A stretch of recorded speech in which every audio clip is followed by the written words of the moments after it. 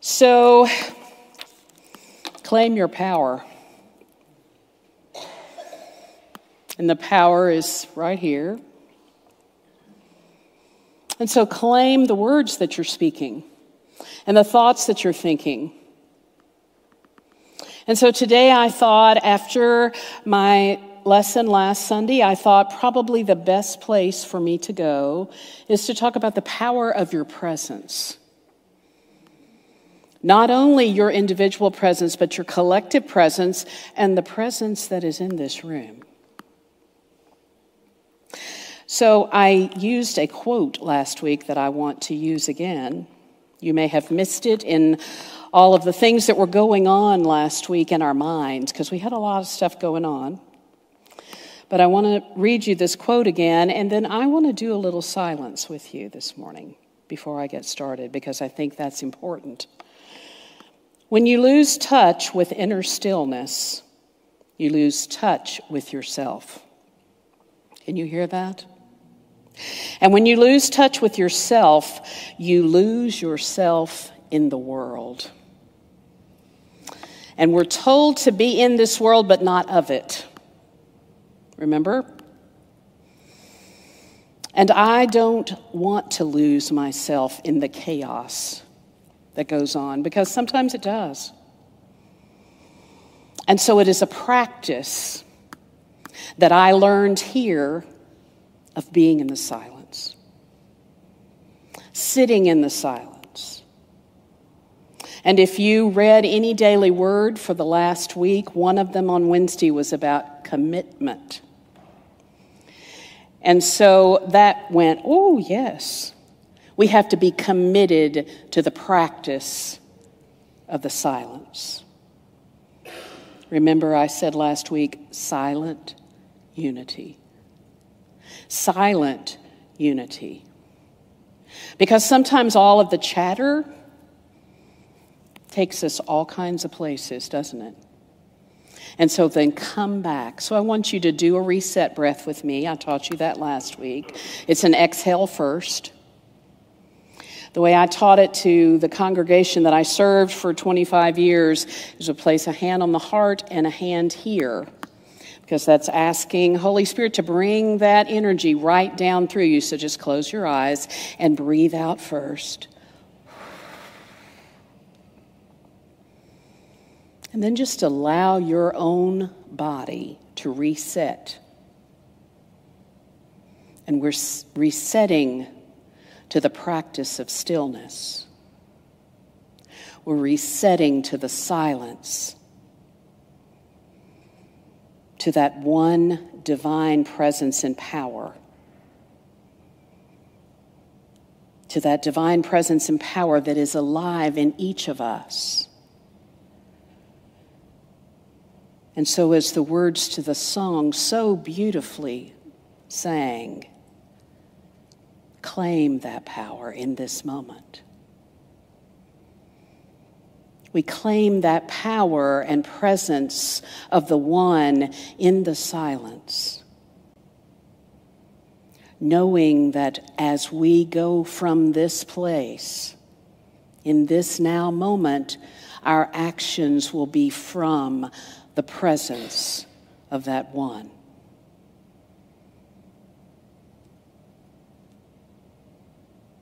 And we feel it. And as we open our eyes, we are able to see it. And so it is.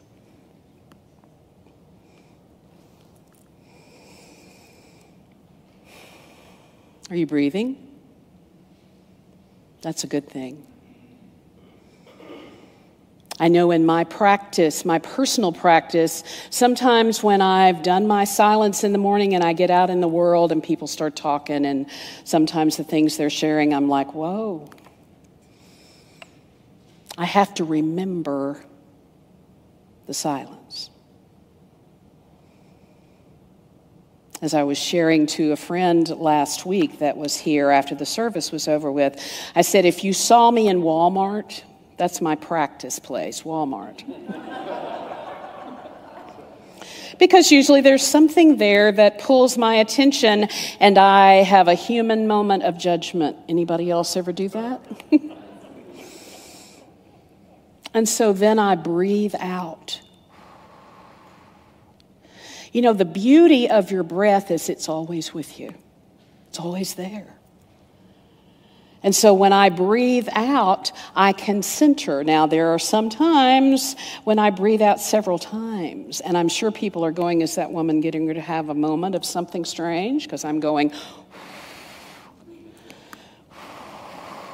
but I'm reminding myself that there's one presence and one power, and that one presence and one power is alive in me and in the person I'm judging. Isn't that the practice? Every day, all day long. And so the power of presence,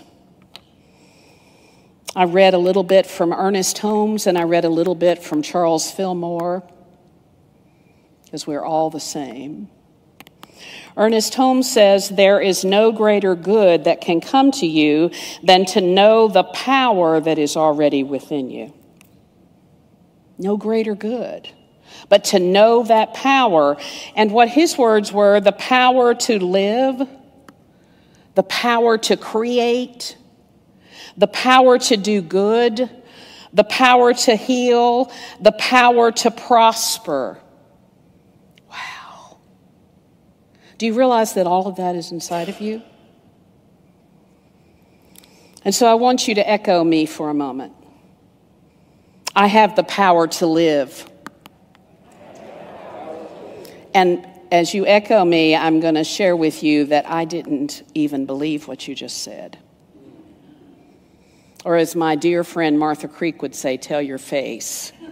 Because the rest of you really didn't believe what you said. So let's try it again. I have the power to live. I have the power to live. You feel the difference?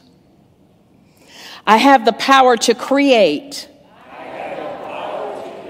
I have the power to do good. I have the power to heal. I have the power to prosper. Now put your hand on your heart again and go, which one of those beinged me? I just want you to close your eyes again for a minute and I want you to listen to those words. I have the power to live. I have the power to create. I have the power to do good. I have the power to heal. I have the power to prosper. And then when you open your eyes, just pay attention to what's going on inside of you, because you know these affirmations are part of our toolkit. And again, Charles Fillmore, which I did a little research about, said that power is our innate ability to work with, or the word he used, control, our thoughts and our feelings. And so what he told us to do is to deny that there's anything that has power over me first. So let me go back to Walmart. When I'm standing in the checkout line and there's a person in front of me and they have all of this stuff, and then they pull out their checkbook and they can't get it written, and then it doesn't go through the machine properly, and we're just standing there. And people behind me are going, Rrr. I'm like, okay, I have the power. I have the power to stay centered in this moment and to send love in every moment. And you know what my experience is usually is that once I get up to the line and start checking out, the checker will lean over to me and say, thank you for being so kind. I'm like, you have no idea the gyrations I was going on in the side of me while I was attempting to look kind. Isn't that right? But that's the practice. And I'm going to say that word again, practice. How do you get to Carnegie Hall? Practice. Practice, practice, practice. You have to be committed to the practice. I could ask a question, which I do usually, but I'm not going to do this today. But I would say, look inside yourself and say, how often do I practice this? How often do I sit in the silence? How often do I start my day in the presence of the One? How often do I remember the presence of the One when I am in the middle of something like my Walmart experience? How often do I remember? Do you remember your first moment of stepping into this building? Do you remember the drive up here? That's the first thing I remember.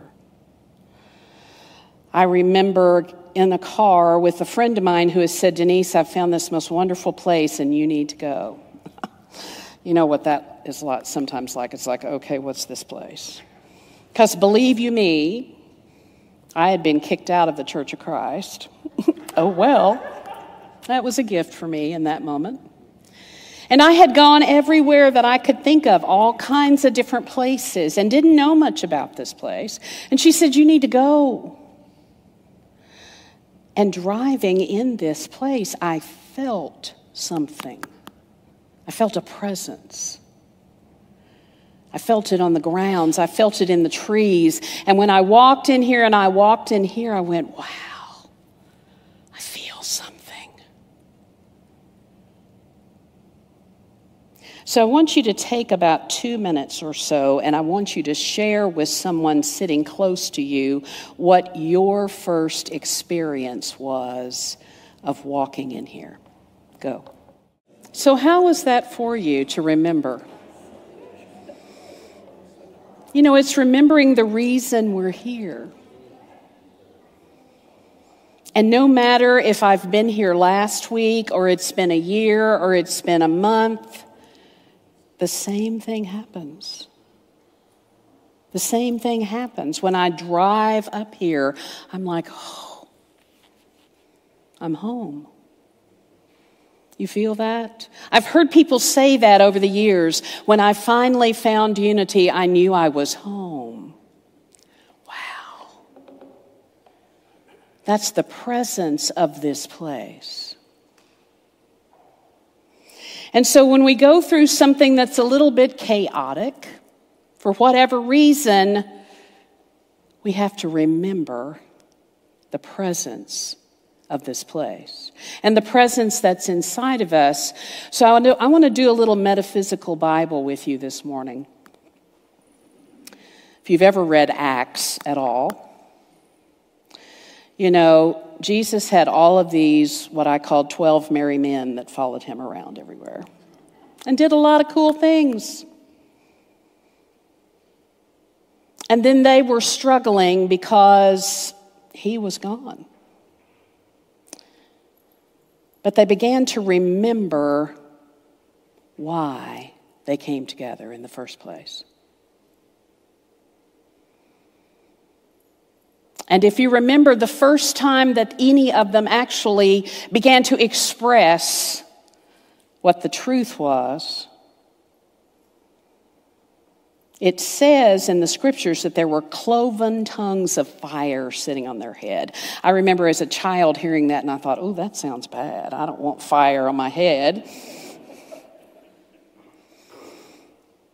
But that's not exactly what this is about. Fire is passion. And because their leader had disappeared, they had to find that passion within themselves and speak it. I'm going to say that again. They had to find that power within themselves and speak it. And what the scriptures say is that the fire, the tongues of fire were cloven. That sounds kind of icky. It's like, what does that mean? It means that everybody that was speaking in a way that the people that were listening to them could hear. Can you hear that? They had become what I call mission-centric. I want you to hold that in your consciousness for a minute. What does that mean? Mission-centric. They had a mission because they had learned a message that to them they thought was going to change the world. Wow. Even though the religious right of the day and the political right of the day were going, no, we don't like this. They still believed. They believed that they had a mission that was going to make a difference in the world. And so each of those people, not only men, there were some women, hint, hint, if you didn't know that followed him also.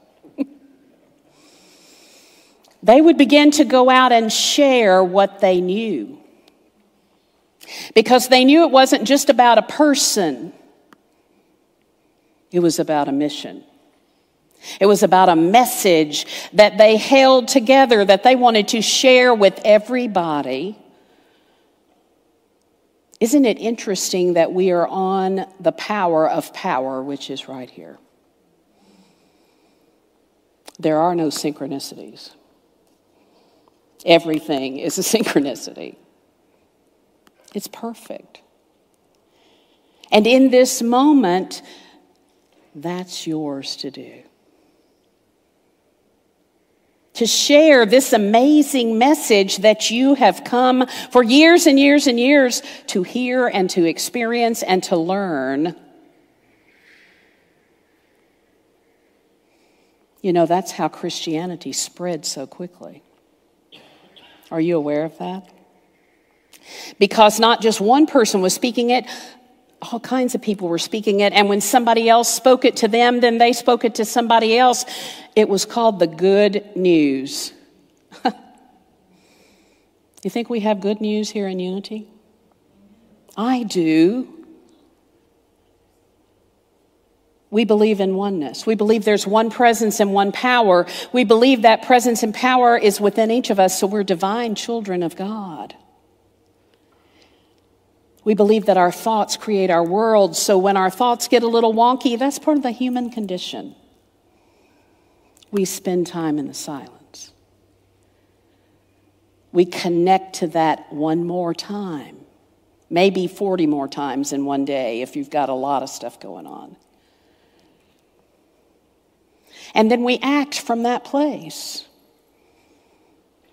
I don't know about you, but when I act from a place that is not that, it gets a little weird sometimes.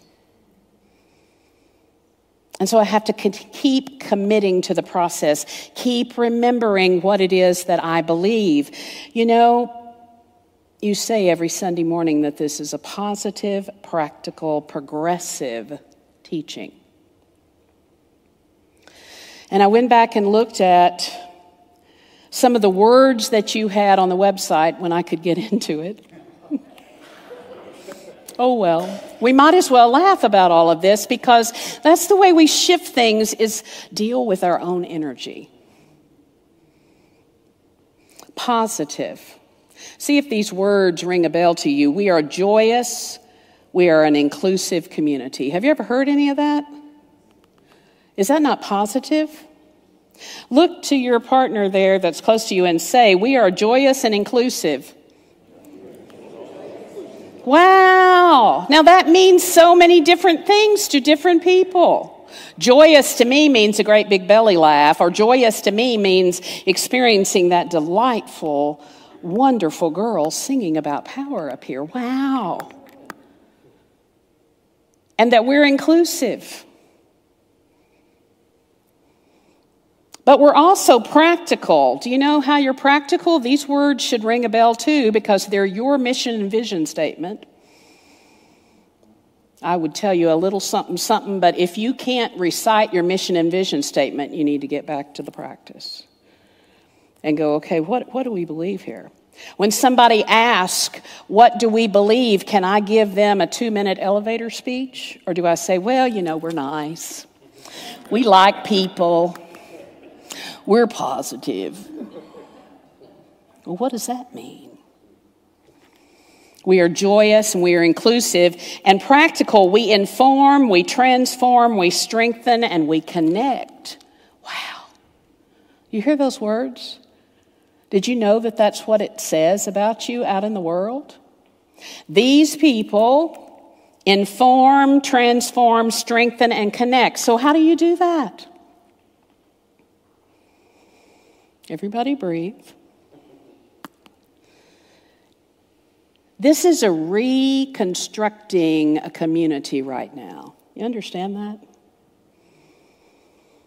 And again, last week I would have told you I had no idea why I was up here, but I was up here speaking. But I know that 25 years ago I had to reconstruct a community.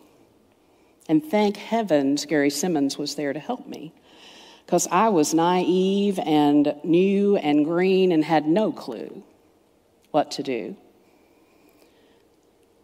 But what I can tell you from the experiences that I've had is you have to come together and remember who you are and let go of all the things that you think that are pulling you away from who you are.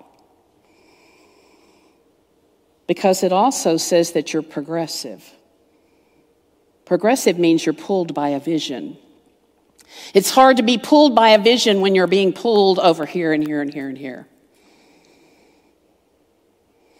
But your vision in this moment, and I have a feeling maybe some of this will shift as your community comes together and relooks at why you're here, a world full of inspired people consciously embracing life's richest blessings. Wow. And you hear that? I want you to echo me.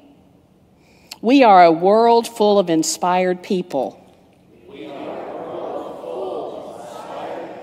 Some of you are getting it because I heard world. It's like I'm going to put some emphasis in this or she's going to tell me she doesn't believe me, right? Try again. We are a world full of inspired people. We are a world full of inspired people. Consciously embracing life's richest blessings. Consciously embracing life's richest blessings. And what would that look like? What would that look like if you showed up like that every day?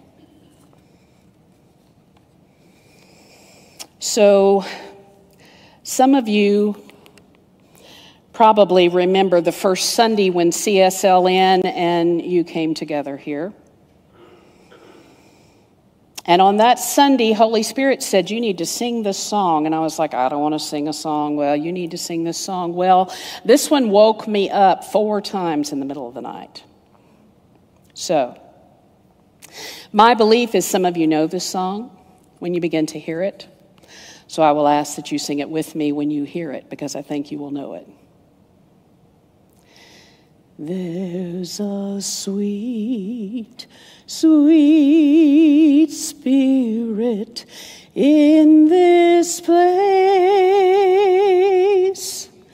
and I know that it's the Spirit of the Lord. There are sweet expressions on each face, and I know they feel the presence of the Lord. Sweet Holy Spirit, sweet heavenly dove, stay right here with us, filling us with your love.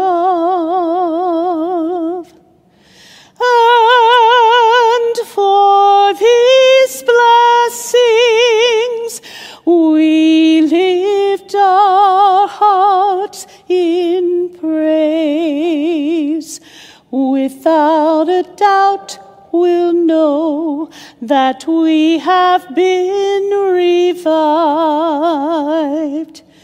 when we shall leave this place. Namaste.